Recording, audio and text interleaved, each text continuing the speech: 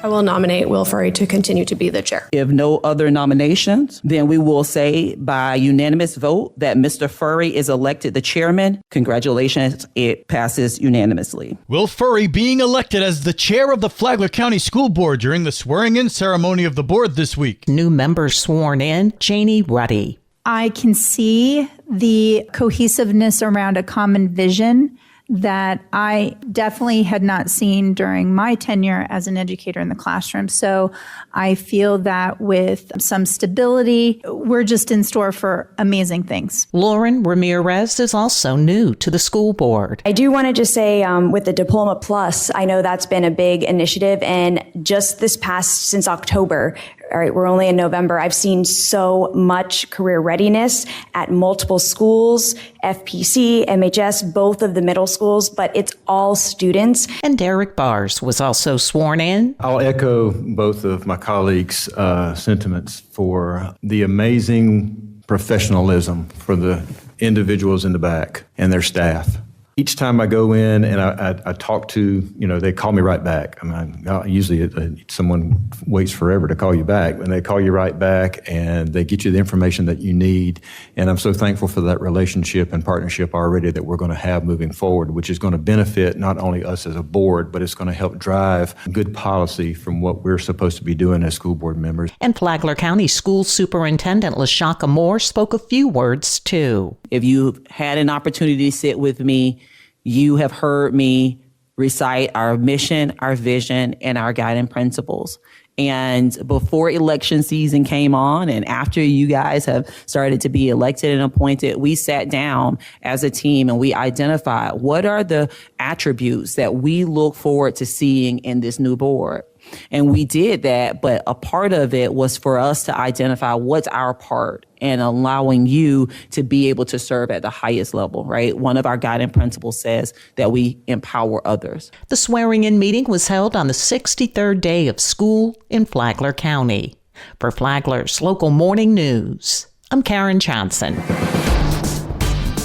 Good morning, Flagler County. I'm Rich Carroll. You're listening to Flagler's Morning News on Friday, November 22nd. A fugitive career criminal has a history of more than 67 criminal charges and multiple felony arrests in the past, was caught in partnership with the Flagler County Sheriff's Office Problem Area Crime Enforcement Team and Daytona Beach Police Department with assistance from our federal partners. 37-year-old Michael Underwood was a wanted fugitive from Flagler County. Flagler County Sheriff Rick Staley. He was tracked down to a location in Daytona Beach and was arrested on his fugitive warrant for possession of cocaine, tampering with physical evidence, and possession of drug paraphernalia. It was great teamwork. It's a message to all criminals that agencies work together in Northeast Florida, and just because you cross a boundary doesn't mean we won't find you, get you, and put you in jail.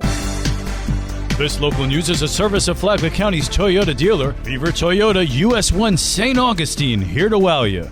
We need to freeze hiring. If they're not critical positions such as stormwater, things like that, we need to consolidate down and reduce. Palm Coast Mayor Mike Norris is looking to trim fat from the city's budget, sharing details with WNZF's Business Report. Norris says the first department he wants to look closely at is the city's 20-person IT department. I was the admin officer for the Jacksonville Recruitment Battalion. We had 308 employees, that's military and civilian employees. We were geographically dispersed over 58,000 miles.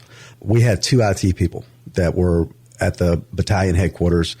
And if you know anything about recruiting in the military, everything is digital. It's all on a computer. Mm-hmm. All the majority, 90% of their work, well, I'd say probably 70%, is all, filling out paperwork and stuff on the computer. Norris says a number of city jobs could be filled by volunteers. We don't need to have a tennis coach or even a golf pro on salary for the city.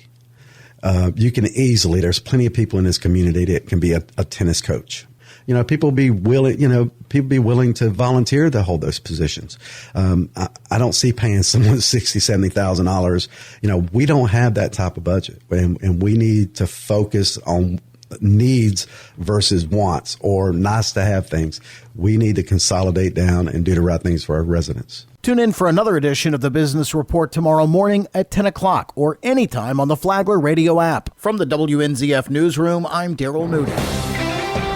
Flagler County is a great place to enjoy the weekend with your family. Stacy with Fun for Augie Kids is going to tell you what's going on around town. The 4th annual Sean Pooh Henderson Memorial Rodeo is a rodeo fundraiser event that is fun for the whole family. There will be ranch bronc riding, wild cow milking, and bull riding. Kids 10 and under are free. Get ready to experience the island vibes at Island Fest 7. Immerse yourself in the vibrant atmosphere as you enjoy live performances by reggae, Latin music, and more. Indulge in delicious food and drinks and participate in exciting activities for all ages. For more on these events and others, please visit us on our website at fun4augiekids.com. Have a great weekend. And now you're up to date on Flagler's Morning News. I'm Rich Carroll.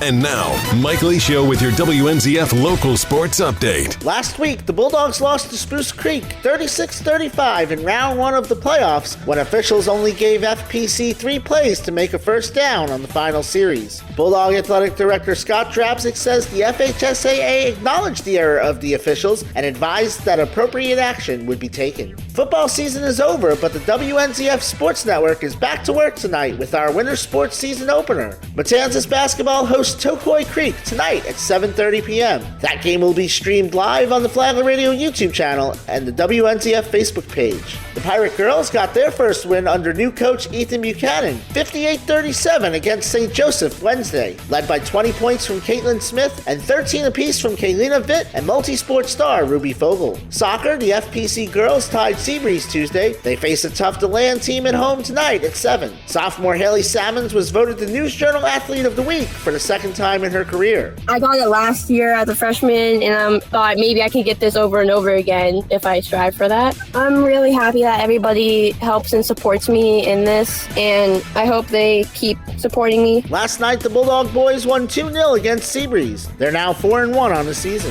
FPC freshman Peyton Sarasi on her first season of cross country. It's been really amazing. I love the people, the atmosphere, and spending time with everybody there. And high school is totally different, but my coaches have really helped, and so have my friends and teammates. She's our guest on the Rich and Mike Sports Show tomorrow at 7:30 a.m. right here and always on the Flagler Radio app. Bulldog lifter Nia Williams won her class at the Buffalo Invitational last night. She's already broken 3 records this year. FPC lacrosse players Ashley McPhail and Alana Thorne signed with Coker and St. Thomas, respectively. This is your home for local sports, with updates Mondays and Fridays. From the WNZF Sports Desk, I'm Mike Licio.